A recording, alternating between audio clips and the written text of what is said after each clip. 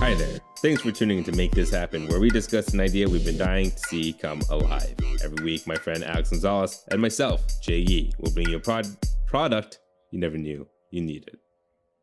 I was going to say podcast, but same difference.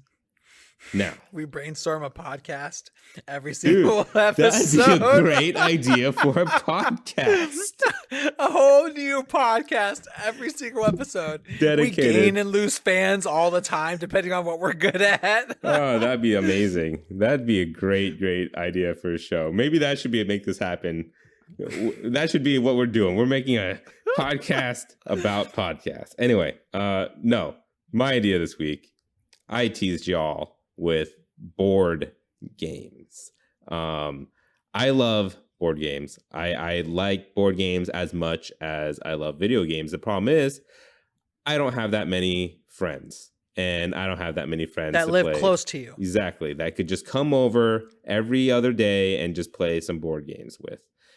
Especially the board games I do want to play the most, which are like campaigns. Like these are like days and days board games. Like this isn't just 2 hours in one night, you're done with and bored with it and you move on. No, these are like big ass campaign games, like almost to the point where they're like playing D&D. You're like role playing tabletop stuff. And I don't get to play any of these, and I'm not investing in any of these because first of all, these board games are like $140. And another thing, like I said, I don't have like 6 other people to play these with. That, and I mean, I love board games. I play board games all the time when I can. Like if there's a gathering, I bring a board game in the hopes that we play it. And every once in a while we do. But especially now with COVID and quarantine and everyone being separated, board games, I've been playing even less than I already did that much before.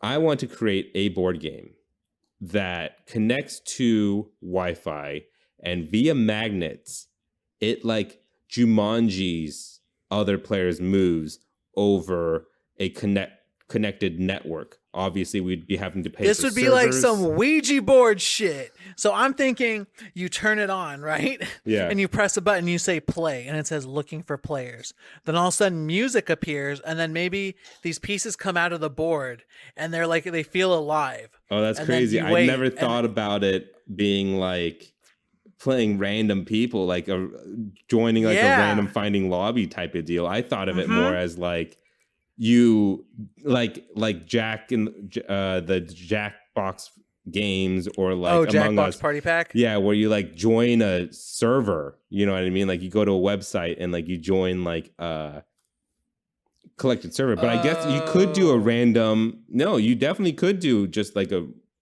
If you don't have any friends that have the board game. It would add some trippiness to it, because you would move your character and then it would say like move your character. And you can even have it, like you said, magnets, so it locks your character down so there's no cheating. And then when you move, like let's say you earn something on a space, it can pop the thing up for you to take.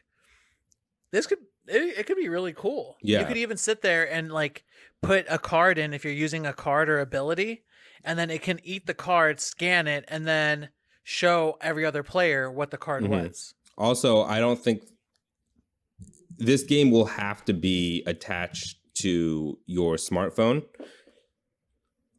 So like that would make it easier. Less pieces too. You would have to like connect your smartphone to the lobby or whatever.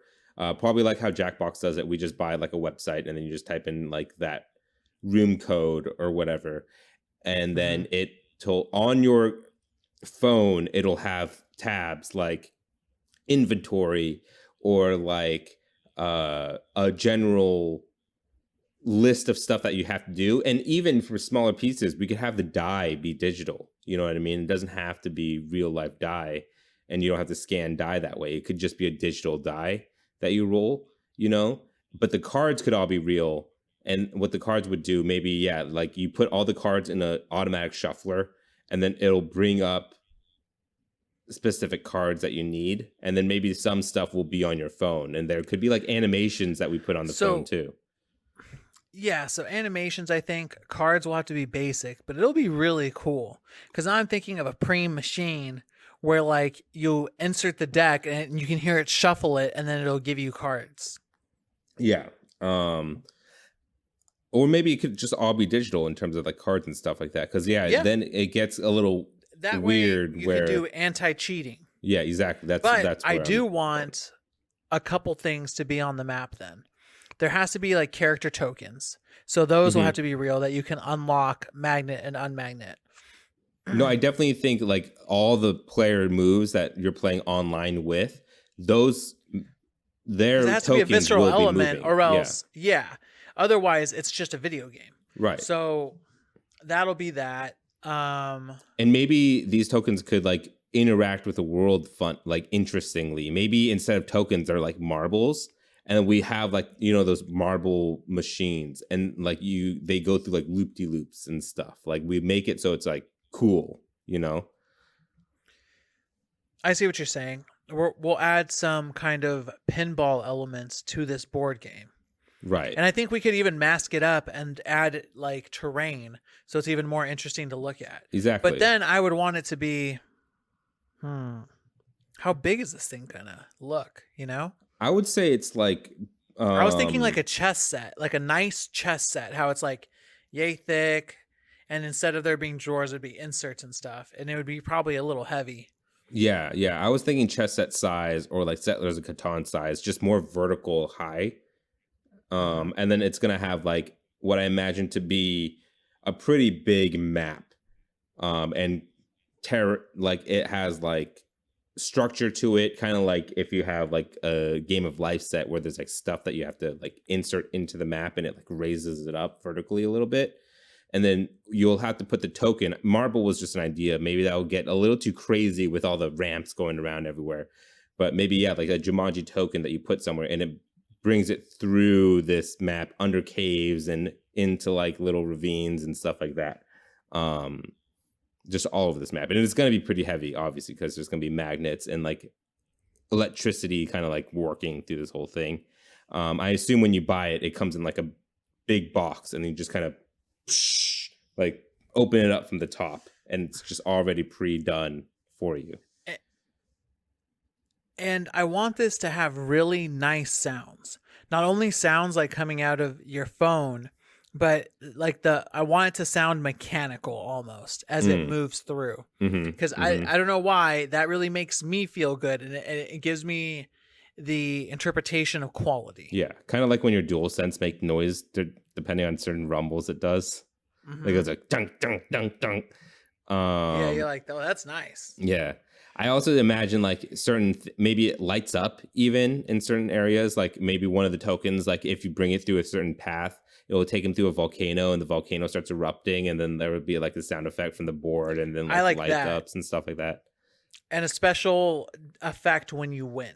Let's say if you beat everybody else, it has something there. You go through a magical forest, and it like lights up, and there's like little LED lights that kind of like twinkle around. For fairies and stuff. Yeah, exactly.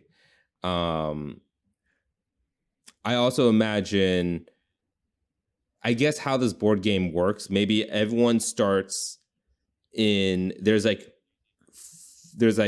it's a 4 to 6 player game, and there's 8 starting points, and all these starting points interact with other paths and move around.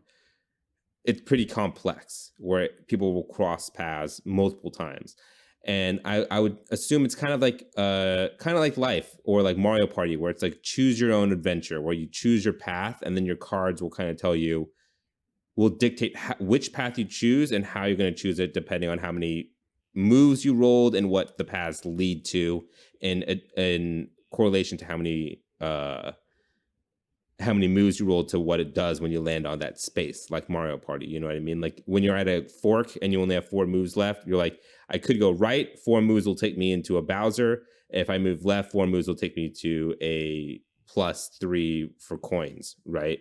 And so those will be kind of like the decisions that you're making as you go on. Okay. I like that. So you're going to see your other players' tokens moving through too, and you're going to be anticipating stuff if you see them going. And if you're cross paths, maybe there could be like some kind of battle sequence, or like a barter sequence. Like you could choose to fight, or you could choose to help or aid or ignore, type of thing. we're going to have to get a really good narrator voice for this. Players, your paths have crossed. Choose a decision. I imagine the guy from Gauntlet Dark Legacy. I don't know if you play that game, but I just hear, Wizard needs food badly. That's pretty good. You do this much better than I do. Why don't you do the voices from now on? That's like the first time I've heard you actually try. What voice? That is just my voice. Yeah. Sounds better. I mean, I could talk like this the entire time. This could be my podcasting voice if I wanted. Let's do it for like this for the rest of the day. I hope it doesn't damage your vocal cords. All right. So how much is this going to cost? Oh, Things a lot. I'm thinking you can't go past 300, like 250. No, I don't even think 250. I think like 180 to 200 would be around the right price for this. 180 to 200. Yeah, I see that. And maybe thinking ahead on this giant map with all these interlacing areas and stuff, we could add, like, you'll notice if you look on the bottom of the board, there's like open sockets. And eventually we'll add more and more like DLC where you click, and start extending this thing. And it like becomes bigger and bigger. And they'll instead, like, some of them, the paths will like go into these areas. But I also imagine these are like different adventures where on the main map, we open up a thing where like you could go to like a port and you could take a boat and it'll take you to another thing. And it'll be like, whoever's playing, move this token to this square. And then that's when you got to move this other person's token somewhere else or your token somewhere else. And then it'll start moving on the DLC map. You know what I mean? Like there'll be new adventures that are added, like new quests that are added on the vanilla map that will send them to the DLC map. I see. And maybe even the DLC map they're also their own adventure that you could play on its own without the vanilla game. Like you could have your own adventure in the DLC map as well. But if you wanted to click them on, it'll like, the game will automatically be like, ding, DLC added. And then it'll add like a couple new quests through like an internet update or something. And a new playable character. That'd be cool. Yeah, each DLC comes with like its own token. Yep. And we could sell like other tokens just on their own. If someone wants to buy their own token that's not with the vanilla game or any of the DLCs, then we add extra DLC tokens that are new characters with their own skill sets and their own move sets and stuff like that. And now it's going to get addicting. Exactly.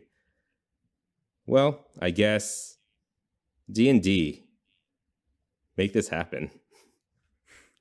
You think that's a good one? I think they would do good. Warhammer.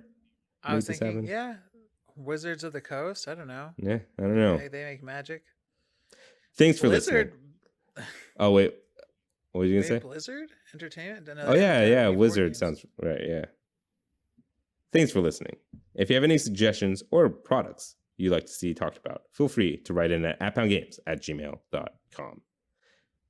We have a Patreon. If you'd like to join the Apphound family, come find us at patreon.com/wearenotgamedevs. Patrons receive episodes 2 days early, meaning make this happen. It's your ears that much sooner.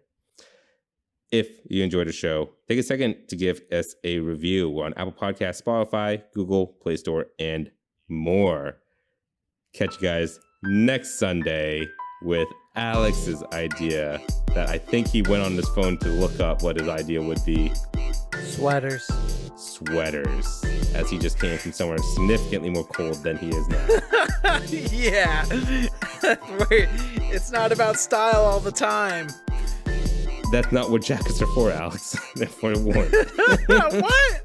I thought winter was like Persona, where you get to wear different clothes because it's fun. That's a real California mindset, I guess.